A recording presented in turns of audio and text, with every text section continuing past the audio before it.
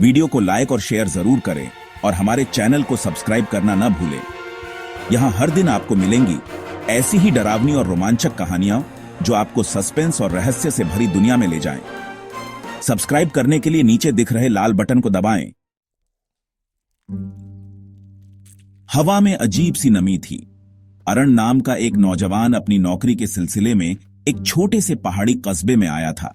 वह एक architecture firm में काम करता था और उसका काम था पुराने मकानों के ढांचे का निरीक्षण करना और उन्हें संरचनात्मक रूप से मजबूत बनाना।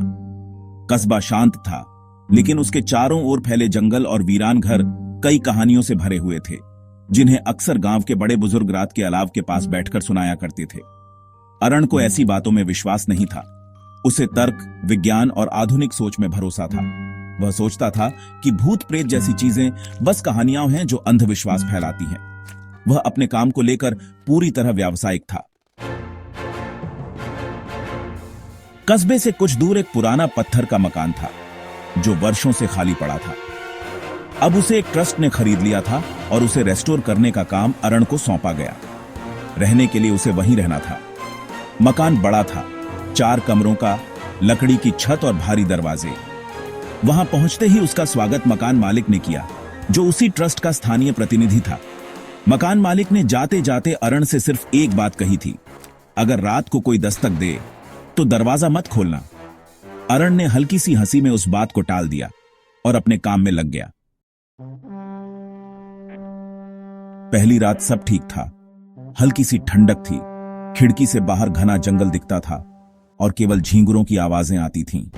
लेकिन दूसरी रात जब अरण सो रहा था, तभी आधी रात को उसे दरवाजे पर दस्तक की आवाज सुनाई दी, धीमी धीमी, लगातार। उसने उठकर दरवाजे के पास जाकर देखा, कोई नहीं था। बाहर अंधेरा और जंगल की सरसराहट थी। उसने इसे जानवर समझकर नजरअंदाज किया और सो गया। पर अगले दिन भी वही हुआ और फिर उसके बाद भी। हर रात ठीक 2:03 पर वही दस्तक, जैसे कोई बहुत ही हल्के से दरवाजा पीट रहा हो। चौथी रात की बात सबसे अलग थी। दस्तक के साथ अब एक फुसफुसाहट भी थी, मुझे बाहर निकालो, मैं अब थक गई हूं। ये शब्द स्पष्ट नहीं थे, पर भावनाओं से भरे हुए थे। अरण सिहर गया।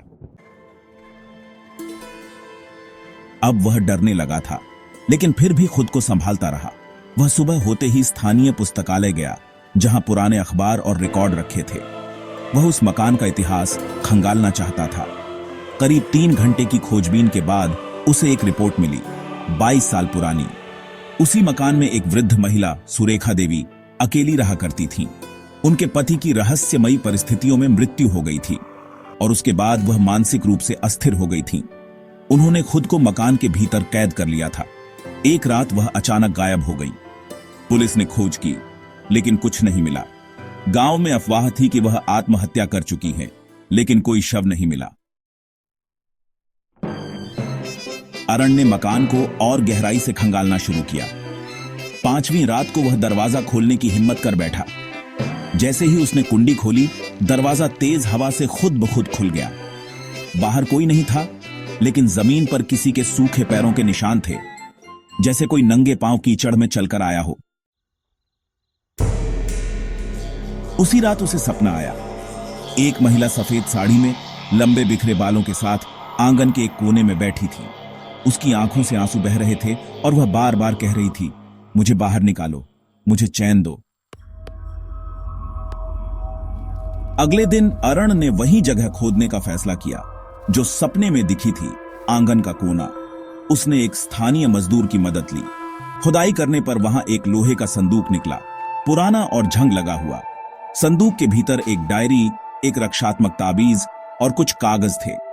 डायरी में सुरेखा देवी की लिखावट थी। उन्होंने लिखा था कि उनका पति जब जंगल गया था तो कभी लौटकर नहीं आया। उसने आत्मा की शांति के लिए तांत्रिकों से मदद ली थी, पर सब व्यर्थ हुआ। उन्होंने खुद को घर में बंद कर लिया और उम्मीद की कि एक दिन वह वापस आएगा। डायरी का अंतिम पन्ना डरावना था। अगर कोई ये पढ़ रहा है तो मैं अभी भी यहीं हूं, अधूरी अधूरी यादों में फंसी हुई। अरण ने वह डायरी और ताबीज को एक साफ कपड़े में लपेटकर घर के पीछे एक नीम के पेड़ के नीचे दफना दिया। उसी रात पहली बार कोई दस्तक नहीं हुई। एक शांति सी छा गई थी। लेकिन एक आखिरी बार अरण को सपना आया। सुरेखा देवी मुस्कुरा रही थीं और कह रही थीं, अब मैं जा सकती हूं, धन्यवाद। सुबह जब वह उठा तो कमरे में हल्की सी गुलाब की खुशबू फैली थी।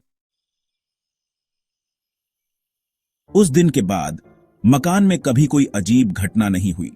अरण ने वहां 1 महीना और बिताया, मकान की मरम्मत करवाई और अपने काम को पूरा किया।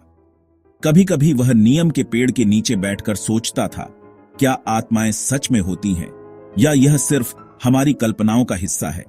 लेकिन जब कभी रात के सन्नाटे में वह मकान के उस कोने को देखता था तो उसे लगता था कि कुछ अधूरी कहानियां सच में किसी मोक्ष की तलाश में भटकती हैं और कोई उन्हें पूरा कर दे तो शायद वे चैन पा जाती हैं। वीडियो को लाइक और शेयर जरूर करें और हमारे चैनल को सब्सक्राइब करना न भूलें। यहां हर दिन आपको मिलेंगी ऐसी ही डरावनी और रोमांचक कहानियां जो आपको सस्पेंस और रहस्य से भरी दुनिया में ले जाएं। सब्सक्राइब करने के लिए नीचे दिख रहे लाल बटन को दबाएं